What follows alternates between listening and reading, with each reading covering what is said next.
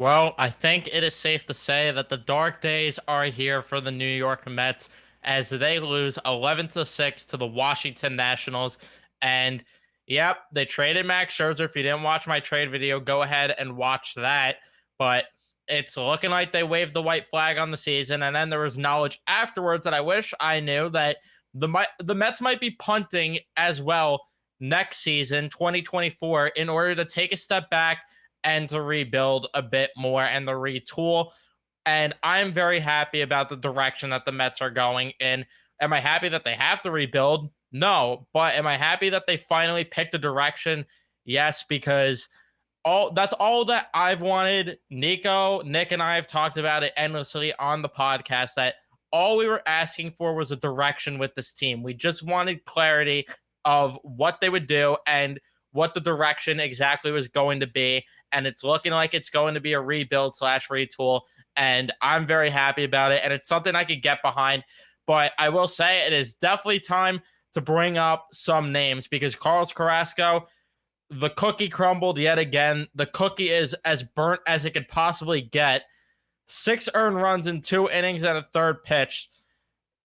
Uh, yeah, I think it's time to say goodbye to Carrasco. It's definitely time to say goodbye to Danny Mendick because the only reason I could possibly think he's here at this point is because he has Dick in his name.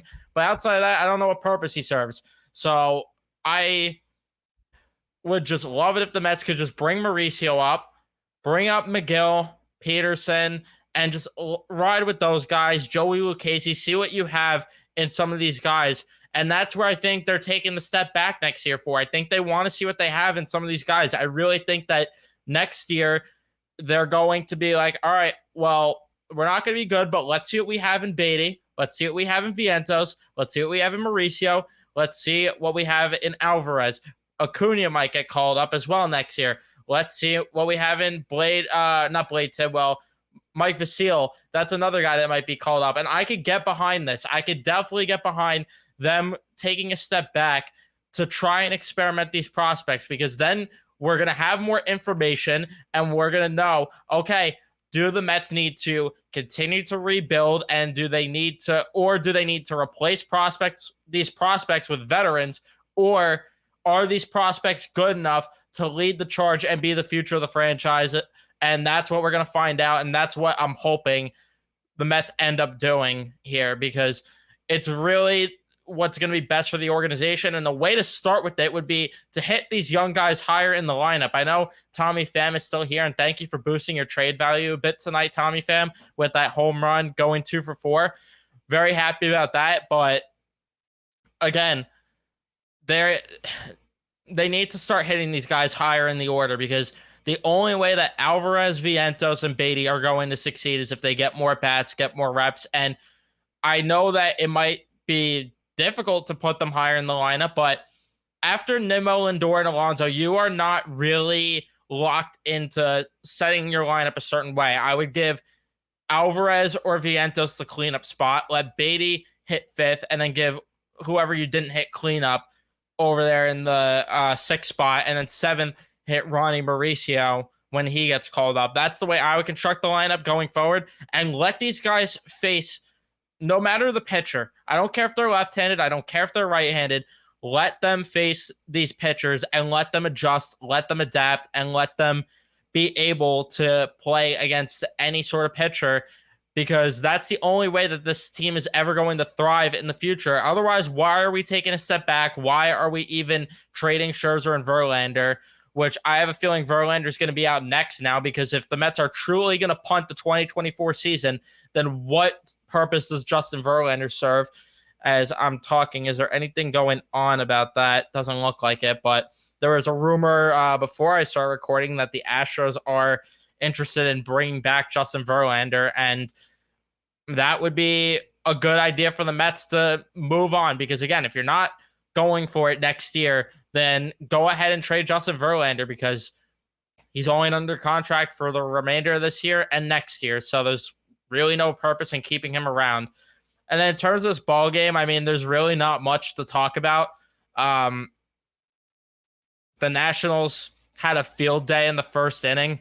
CJ Abrams got on because Vientos could not play defense. He started the game at third base, uh, and he had a bad throwing error. Lane Thomas then grounds out. Candelario and Meneses hit back-to-back singles, and Meneses' single would bring in CJ Abrams to score, and that made it a 1-0 game. Luis Garcia gets a single. Dominic Smith, he was due to get a couple of RBIs, and he does as he gets a single to make it 3-0. And then Stone Garrett hits a sacrifice fly to make it a 4-0 game. And then Carrasco gets out of the inning, only allowing 3-4 runs. He probably got charged with 3 out of the 4. So yeah, it is what it is. Mets don't respond in the bottom of the first. Lindor had a hit, but who cares? Top of the second inning, Alex Call gets a single. CJ Abrams lines out, and then Alex Call ends up advancing on a balk. Lane Thomas then strikes out, but Candelario would get a double. He's boosting his trade value, and he makes it 5-0 for the Washington Nationals. Joey Meneses then grounds out. We go to the bottom of the second where the Mets do finally score a run. Yay, we're back in the game, right? As McNeil grounds out, Canna hits a single, Alvarez hits into a flyout, Patrick Corbin throws a wild pitch, and then Mark Vientos gets a double to left field to make it a 5-1 game.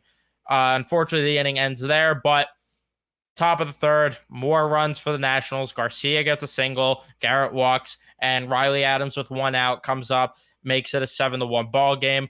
And then Lane Thomas later on would drive in another run to make it 8-1. So yeah, the game was well out of reach. It wasn't happening. And that was when Reed Garrett came in. He came in the middle of the inning and allowed that single to Lane Thomas. So glad that we're excited about Reed Garrett. But again, there's not many options, really. The only notable relief pitching prospect that the Mets could even experiment with is Grant Hartwig, who we saw in this game. And then Bryce Montestoyoka, who has been injured the entire season, which I'd love to see him when he comes back because that dude throws some electric stuff. But again, we're unfortunately not going to be able to see him probably for this season.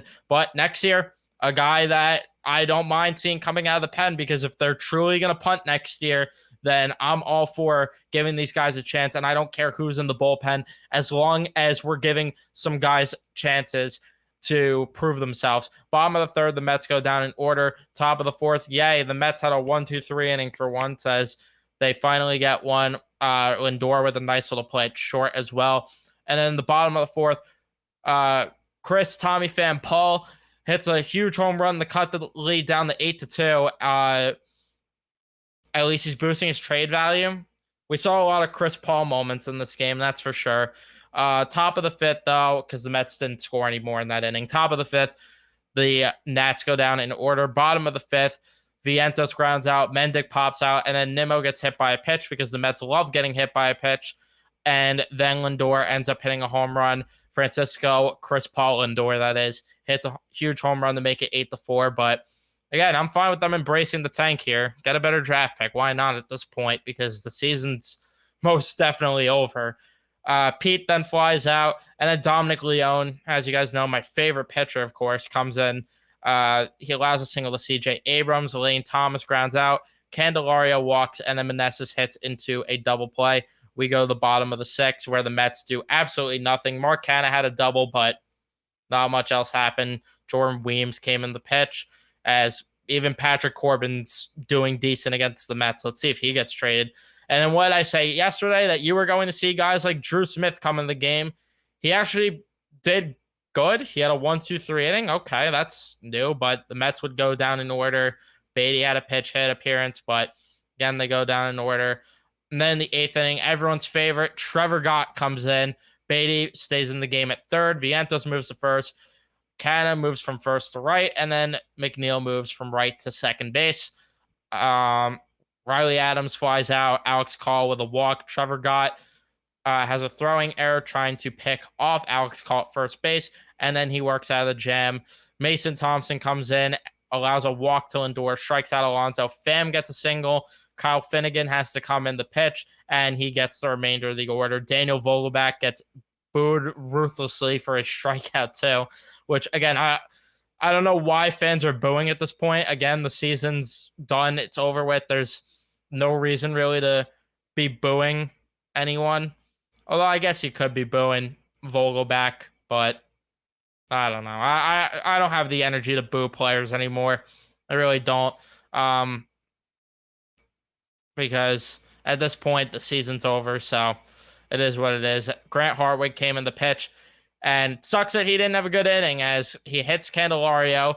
Meneses then gets an RBI single to drive in Candelario, who was aggressive on the base paths. Then Hartwig throws a wild pitch that moves Meneses to second. He gets back-to-back outs, and then Stone Garrett gets a single, and that's an RBI single in the infield because Brett Beatty could not play defense well enough there, and he ends up being safe at first. Again, it's going to suck watching some of these miscues and these bad plays by the Mets, but it is what it is. We're going to have to deal with it and hope that these prospects develop and learn from it. Riley Adams then gets a double to make it 11-4. Alex Call strikes out. And then the bottom of the ninth, Machado comes in the pitch, and the Mets really tried to make it interesting as Alvarez and Vientos hit back-to-back home runs. Again, Chris Paul moment. Brett Beatty gets a double, and then Nimmo grounds out. Lindor strikes out. Alonso flies out, and that's the end of the game. 13 hits for the Nats, 10 for the Mets. 2 errors for the Mets, none for the Nats. The winning pitcher is Patrick Corbin. The losing pitcher is Carrasco. Again, at this point of the season, I'm not looking for anything but the young players to thrive, and it's unfortunate that Grant Hartwig pitched like garbage. Although it wasn't entirely his fault, one of the runs, just because, again, Brett Beatty made just an awful play at third. It sucks that he's even charged with that. I think that he should have got an error on that, but that's just me. But Hartwig, he didn't look great. Trevor Gott, though, I'm not talking about young players, but the rest of the bullpen looked good enough outside of Reed Garrett, who didn't look great, but still he ate some innings. So you know what? That's all you could ask for at this point, and I'm more than okay with that. The rest of the bullpen did their job. Even Dominic Leone and Drew Smith had some good innings, which I guess I applaud them for that. And the Mets were 1 for 8 with runners in scoring position. Most definitely nothing new watching them just get one hit with runners in scoring position. Nimmo going 0-4 again. When's the last time he's got a hit at this point? Because it feels like it has been a very long time. He only has 4 hits in his last 7 games. So that's nice. He's hitting 154 in his last 7, 179 in his last 15, and 200 in his last 30. Isn't that great? When's the last time he's got a hit? Maybe it was recently, but it was actually yesterday. Okay, but outside of that, I mean, he's been struggling. Lindor going 2 for 4. Guess that's good. Pete Alonso for 5. Tommy Pham boosting the trade value. McNeil 0 for 4. This has been the story of all season. Guys like Alonso and McNeil have never been consistent enough too. Outside of Verlander and Scherzer, more so Scherzer not pitching well enough. The story has also been the lineup just not performing well enough. So it is what it is. And then Canna goes 2 for 3. Hooray. Alvarez 1 for 4 and Vientos 2 for 4. Both of them getting home runs. Hooray. Beatty getting a huge double. Hooray. That's something that's all we can look forward to is what these prospects do and these younger players do. But we're still waiting on the Scherzer trade to be official because I'd love to see where the MLB ranks Acuna in the pipeline. Although maybe I could find that out where he would be just based on the overall prospect rankings. So let's see the top 100 is Kevin Parada going to be ahead. I guess he will. Parada's ranked 39th, and I believe Acuna was ranked 44th. Yeah. So still not that big of a difference. For me, I would put Acuna ahead, but we're waiting for the trade to be official still by the Mets. But still, I'm still happy again that we're getting a direction and at least we know where they're going. The prospect pool is getting already a bit deeper, and it's only going to get better when they trade Verlander, or if they do, which again, hopefully they do. If they're truly going to punt next season, it would make sense to. And then trading Pham, Canna, that should get some decent prospects. Nothing great, but again, the Mets prospect pool sucks, so something's better than nothing, and these guys could probably crack the top 10 if they're outside of the top 10 in other organizations because the Mets just don't have a good enough prospect pool. Again, they're really, really top heavy. But again, the top 10 is not bad.